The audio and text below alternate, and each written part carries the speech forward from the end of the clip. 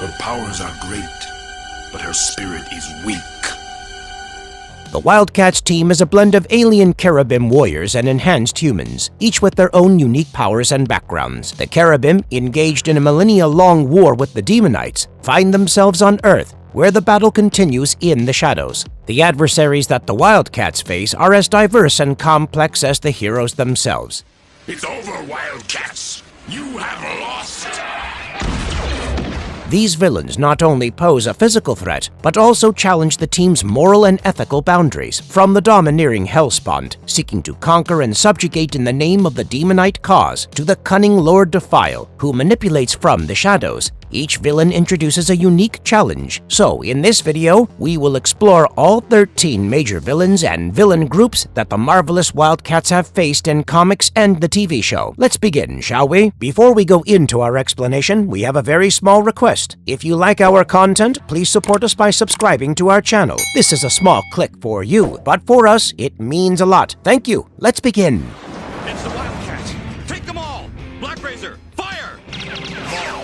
Number 1. Black Razors. The Black Razors, a covert military squad operating under international operations, has been a force to reckon with since the early days of I.O., comprising 6 to 8 agents each. These squads are decked out in tactical response vantage suits designed for stealth and combat. Think of these suits as high-tech armor, light yet tough, and coated to fend off energy attacks and advanced weaponry like those used by the alien Demonites. The specialty of the Black Razors is stealth and combat strategy, with a close working relationship with the PsyOps division of I.O. In 1992, I.O.'s director, John Lynch, suspected that a rogue team of WildC.A.T.s was behind a massive explosion in Washington, D.C., so he sent the Black Razors on a mission. This led to a showdown in Quantico, Virginia, where the WildC.A.T.s leader, Jacob Marlowe, injured Black Razor squad leader Ben Santini. Santini, however, bounced back with a mechanical knee replacement. In the animated show's 9th episode, titled Black Razor's Edge, we see another set of their operations that is equal parts action-packed and thrilling. Here, they're manipulated by Spont, who aims to nab the US government's anti-missile laser and sets the Black Razors on the WildC.A.T.s. Interestingly enough, leading them is none other than Max Cash, the estranged brother of Grifter from the WildC.A.T.s. So yeah, there's nothing like the good old family drama mixed with global-level covert ops.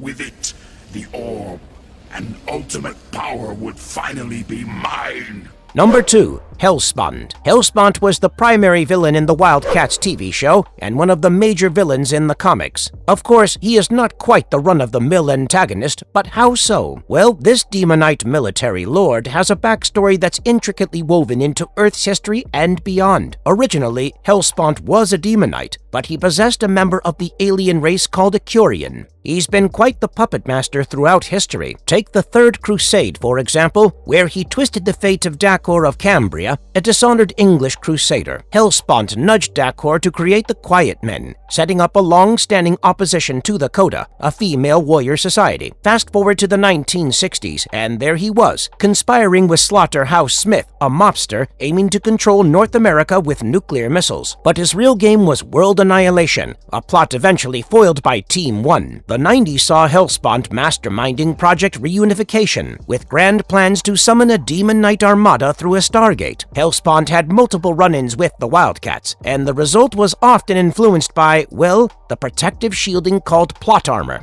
Spont also had a stint with James Wyvern, the brains behind Pacificon. Here he battled Mr. Majestic and others. With the Wildstorm Universe relaunch, Spont got an upgrade, evolving into a super-evolved living hive mind, commanding every Demonite at will. This guy's attempts at world domination are legendary. From time-traveling to ancient Rome to nearly causing a nuclear apocalypse, he's done it all. He even teamed up with Doctor Doom and the Skrulls in an alternate reality, briefly reigning over a fused Wildstorm and Marvel Universe. Come the New 52, DC's continuity reboot, Spont's backstory gets a tweak. He's revealed to be Artis, a Demonite prince, later imprisoned and then released to wreak havoc, even facing off against Superman. In the 2017 reboot, he's Ragnar Spont, a scientist meddling with genetics. Power-wise, Spont is pretty formidable. His Akirian body grants him superhuman strength, durability, and a range of psionic powers like telekinesis and mental attacks. Shape-shifting, body possession, and access to high-end Demonite tech are all in his arsenal. As a High Lord, he commands a fleet of Demonites, though not all are loyal.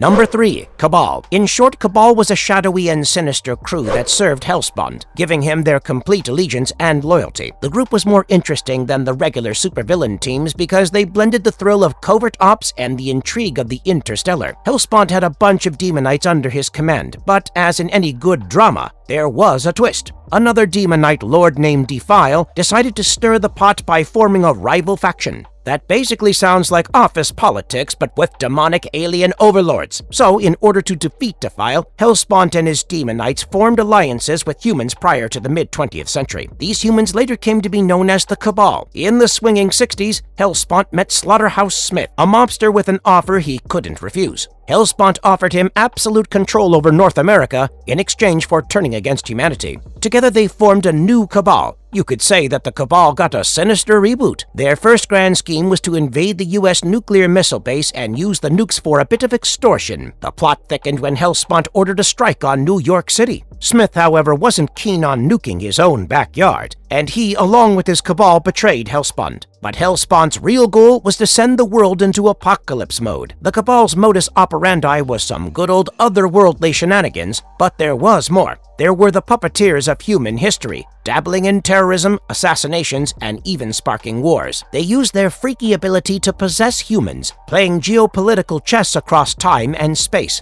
From ancient Rome to the modern-day US, they've had their tentacles in every major historical pie.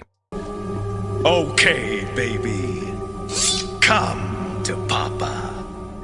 Number 4. The Troika. The Troika are a supervillain trio, which makes them the Wildcats' less friendly neighbors. These guys are the freelancers of villainy, often hired by other bad guys to stir up trouble. In the animated show, they were almost always stealing stuff, be it top-secret data from Infodyne Corporation or powerful X-ray lenses. First up, we have Attica, real name Maxwell Burns, who serves as the boss of his crew. He's got more robotic enhancements than a high-end smartphone. Then there's Harm, or Charles Sweeney, who's basically a hulking machine with a human brain. You could say he is a walking, grumpy tank with a serious case of the Mondays. And last but not least, we've got Slag, or Heinrich Hester, a German mercenary who can turn into molten rock and lava. These three made their comic debut working for the Gnome on a mission to snatch an orb from Hellspawn. But when their boss Lord Emp got defeated, they decided it was high time for a retreat. Later we see them clocking in for Soma and Tapestry, because even supervillains need to pay the bills. Things got spicy when Savant put together a new WildC.A.T.s team. These new cats weren't playing around. Their first target was Harm, who met his maker thanks to Condition Red and a well-placed shot to his brain. Meanwhile, Attica and Slab got nabbed during Harm's funeral. And that's some seriously bad timing. These two get locked up in a virtual reality world. When Tao, the master manipulator, set them free as a distraction, Attica and Slag were left scratching their heads, wondering if they were still in virtual reality. Confused and cautious, they chose to bail and fight another day, especially after John Colt showed up and threw them another curveball with his new codename.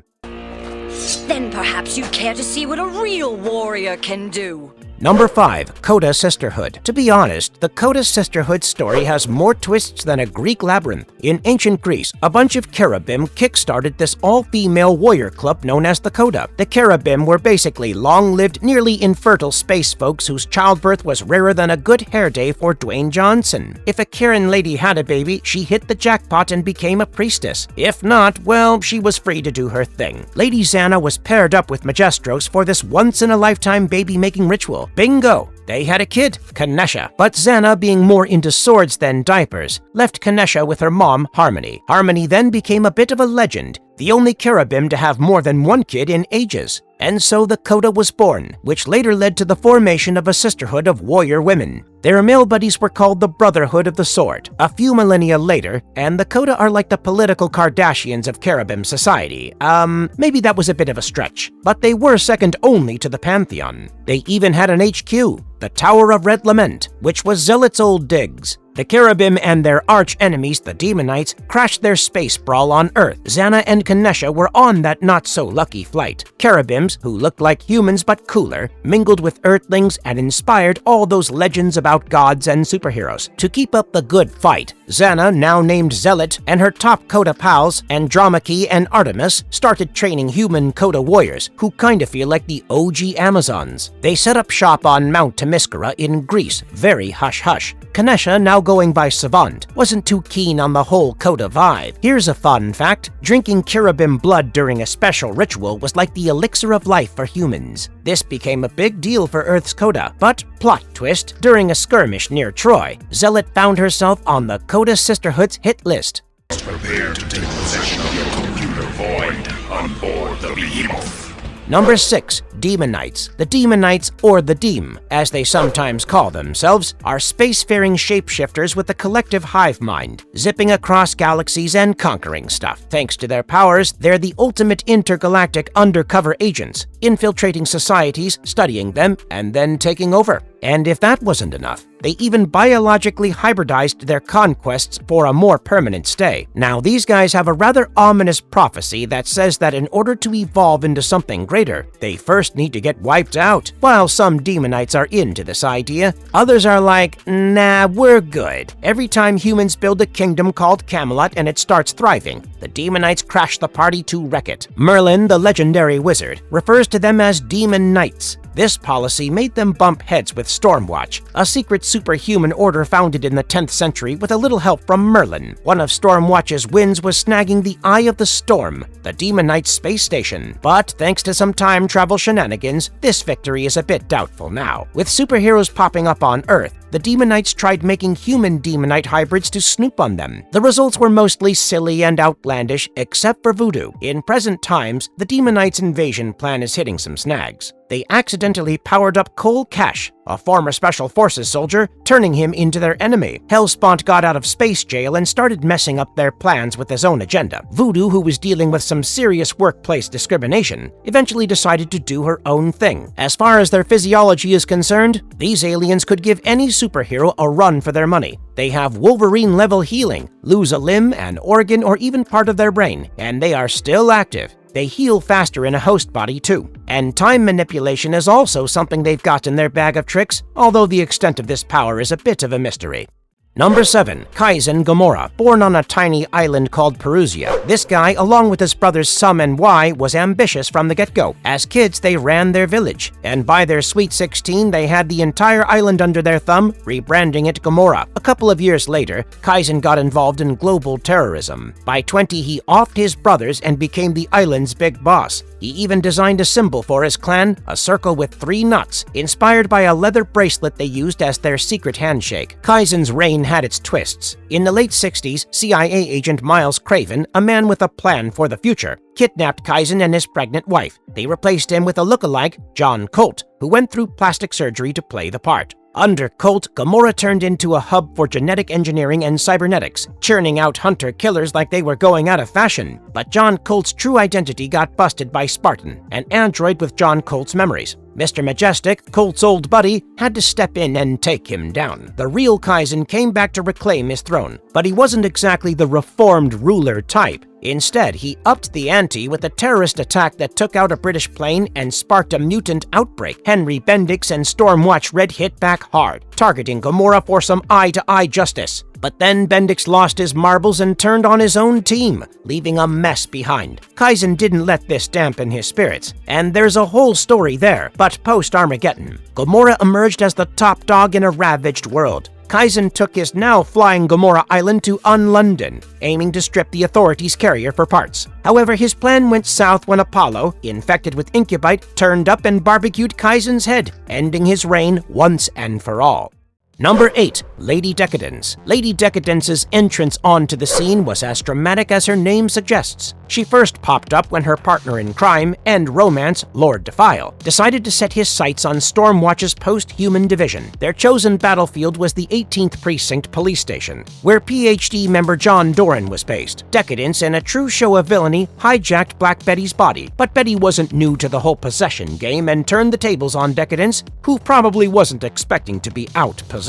The assault, like many overly ambitious villain plans, flopped. PhD and the precinct cops sent away Lord Defile and his entourage, including a rather embarrassed Lady Decadence. Post-Armageddon, Decadence and Lord Defile, along with their Demonite pals, found LA quite the cozy spot since it had become more Demonite-friendly. Naturally, this ruffled some feathers, specifically those of WildCats, who were in LA playing guardian angels to the city's survivors. Decadence, not one to shy away from a good old-fashioned brawl, took over Nemesis and sparred with Zealot. But seeing the winds of change, she ditched her host and skedaddled before a truce was called between the WildCats and the Demonites. Later, Decadence joined an assault on the Halo building, getting into a rather intense scuffle with Ladytron. Just when things were heating up, Spartan whisked Decadence and Lord Defile off to other space right before the building went kaboom. But you can't keep a good or bad, depending on perspective, lady down. Decadence alongside Lord Defile survived their other space adventure and got right back into the villainy business. They went on to cook up a new Cabal, dabbling in a very niche market, Demonite vampire hybrids. Because why not add vampires to the mix?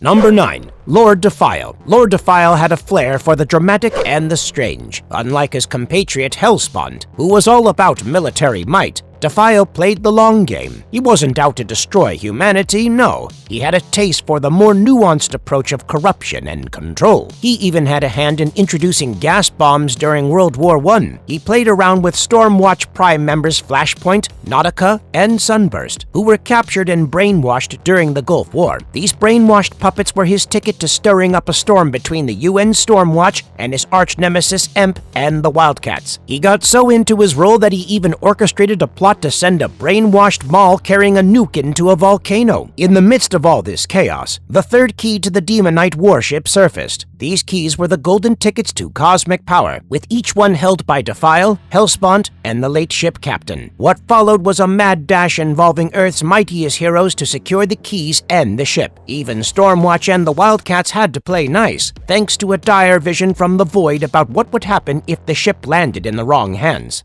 Number 10. Gnome. Gnome, the master of information brokering in the WildCats universe, operates like your shady neighborhood informant but with a flair for dramatics and a penchant for favors instead of cash. In the beginning, he struck a deal with Emp, where he dished out the location of the last crossbreed in exchange for a future favor. This guy had a knack for playing the long game. While the WildCats, Youngblood, and the Cabal were busy duking it out, Gnome focused on the ultimate prize, the Orb. With the Troika's help, he snagged the orb and, in a power move, used it to shoot Hellspawn. But when he tried to take out Void, Gnome played his trump card, calling in Emp's owed favor to keep him from interfering. Emp, however, wasn't one for labels and shot Gnome's arm off, leading to Gnome's dramatic plummet alongside his briefly held prize. But you can't keep a Gnome down for long. He resurfaced, dealing with the Demonite in need of a suitable host.